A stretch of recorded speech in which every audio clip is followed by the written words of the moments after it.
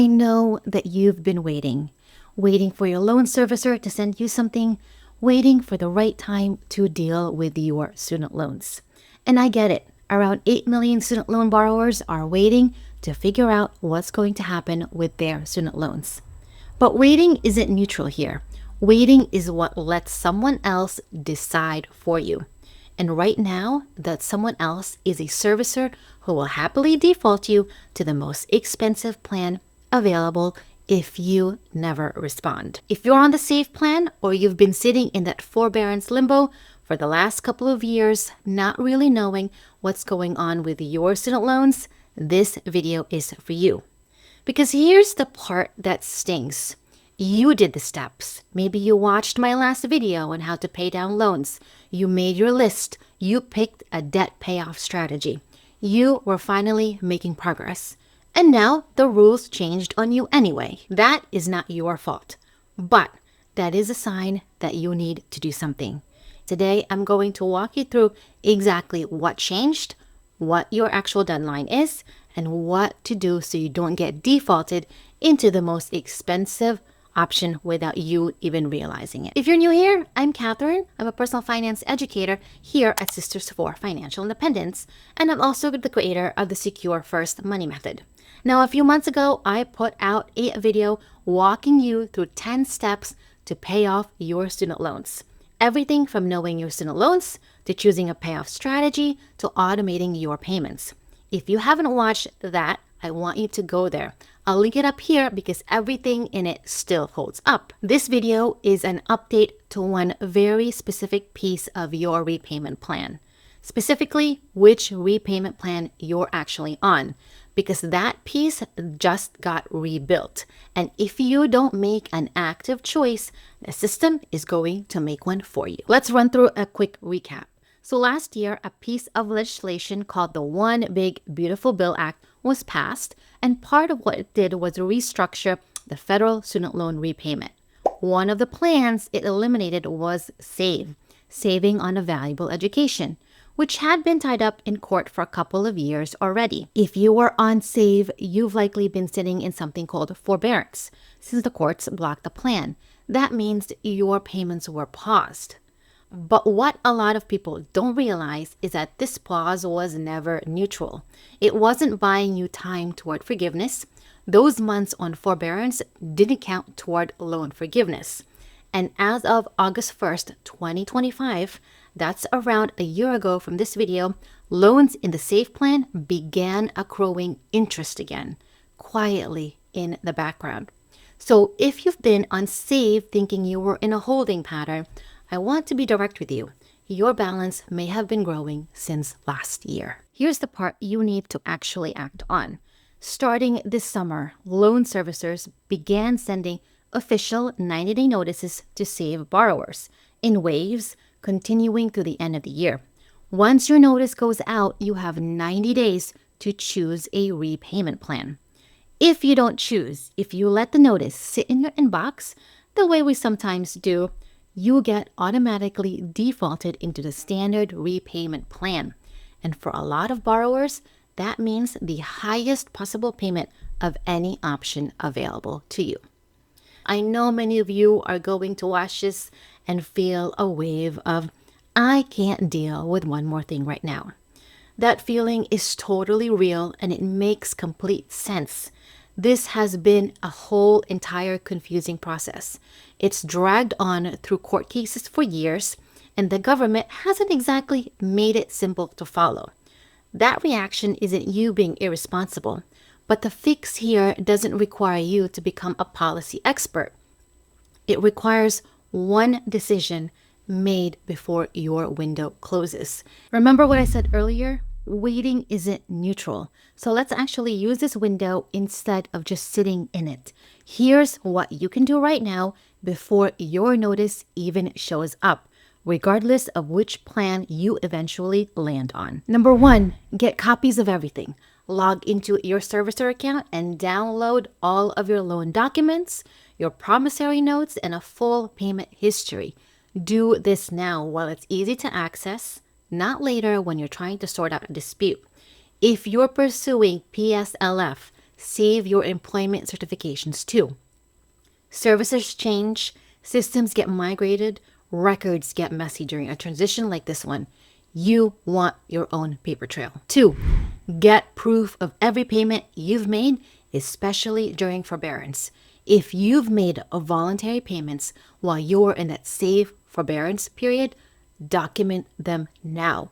You want a record that's independent of whatever the servicer system says, because during a transition this big, mistakes happen, and you don't want to be the one stuck proving something after the fact. Number 3, review your budget now and what you can afford, not when the new payment hits. You can do some quick calculation using the calculators online and run the numbers against your actual budget today while you still have some runway. So the new payment is a plan, not a surprise. Number 4, attack your other debt in the meantime. If you're not currently required to make a payment, that doesn't mean to do nothing with that money. It means redirecting it. Knock down high interest credit card debt, build up your emergency fund, get ahead on something else that's costing you more in interest than your student loans are right now. Now, I want to address something directly because I see it constantly in the comments and all over Reddit. There is a real feeling of, I'm done with this. I'm not giving the government another dollar. I'll wait it out. Wait for Congress, wait for the next lawsuit, wait for something to change. And I get it, and I know where that comes from. And genuinely, it's been years of confusion, reversals, broken promises, and being angry about that is completely fair. But here's the sisterly advice I'm going to share with you. Going quiet and letting yourself default isn't a protest that hits the system. It's a hit that lands entirely on you and your future. Defaulting on your student loans can trigger wage garnishment. That means they can take your tax refund or get your Social Security. It wrecks your credit for years, and collection fees get tacked into your balance, making the whole thing bigger, not smaller. Congress isn't the one who feels that. You are, and your future does. So take the anger and point it somewhere that actually moves forward. Document everything. Choose a plan on purpose instead of by accident, and pay down what you can control. That's not giving in to the system. That's making sure the system can't do more damage to you than it already has. So once save is fully phased out, you're down to 2 main paths plus a narrow window on a third. The first is a standard repayment. This is a fixed monthly payment. And for loans issued going forward, the term length depends on how much you owe. It can stretch anywhere from 10 to 25 years. This is predictable. It's usually also the highest monthly payment of your options, which matters if your income doesn't easily support that number. Your second option is a repayment assistance plan or RAP. That is the new income-driven option. Your payment is based on a percentage of your income, roughly 1 to 10% range depending on how much you earn. The trade-off is time. Forgiveness under RAP takes 30 years, compared to the 20 to 25 years borrowers were used to under the old income-driven plans. And the last option, which is very narrow, if you're currently exiting SAVE, income-based repayment is still technically available right now, but it won't be an option forever. So if it fits your situation, it's worth looking into it before the door closes after that. I want to walk through some of the options for the income-driven plans. You'll notice that there are many options for income-driven plans, but you'll also notice that it will depend on when your loans were dispersed. And some of these options are also phasing out by July 1st, 2028. So you do have many options when it comes to income-driven plans and how much percentage it takes out of your discretionary income. But you'll need to make sure you review it to see if you qualify, and you'll want to look at the years of forgiveness. Many of these have now extended the years of forgiveness to 25, 30 years. But take a look at your options and make sure you choose the one that fits for today as well as for tomorrow. So unfortunately, I can't tell you which one is right for you. you actually need to do the work on that. It will depend on your income, your goals, and where you're trying to be in 5 or 10 years. What I will do is give you the questions to ask yourself so you can make the right decision. So, how do you actually decide which repayment plan works? Ask yourself these 4 questions. Number 1, what does my income look like right now, and where is it likely headed? If your income is relatively low compared to your loan balance, an income-driven option like RAP protects your monthly cash flow. If your income is solid and climbing, a fixed standard repayment might actually get you out of that faster and save you in interest in the long run. Number 2, am I working towards public service loan forgiveness?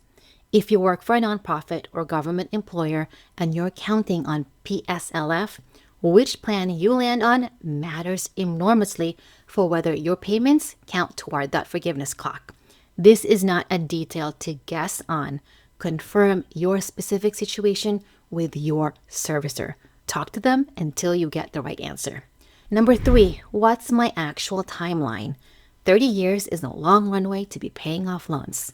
Be honest with yourself about whether you're the type of person who wants a plan that's designed to eventually forgive a balance, or whether you'd rather grind it down on your own terms the way we talked about in that last video, with extra payments and a real payoff date. And number 4, can I even use the calculators right now? Before you commit to a plan, use the Department of Education's loan simulator to actually see the numbers side by side for your specific loans.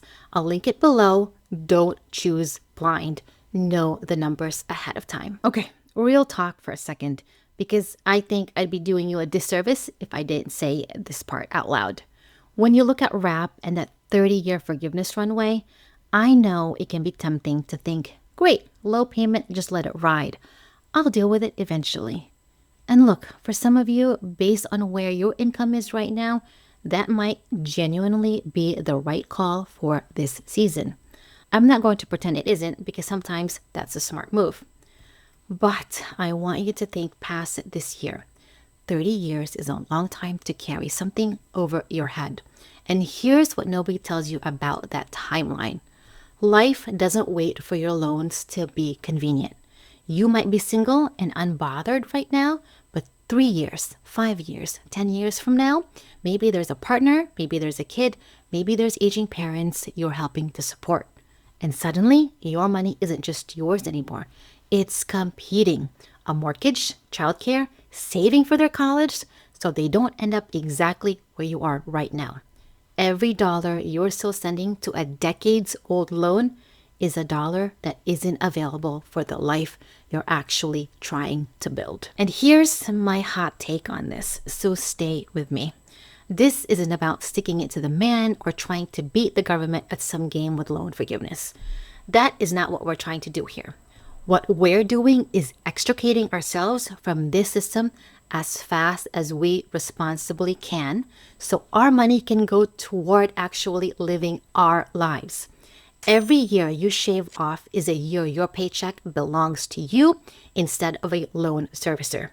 Student loans being handled is one less thing sitting on your shoulders, occupying your mental space when everything else in life gets loud. So if RAP is the right fit for you where you are today, take it, but don't let low payment quietly turn into I'll just be paying this until I'm 60. Revisit it.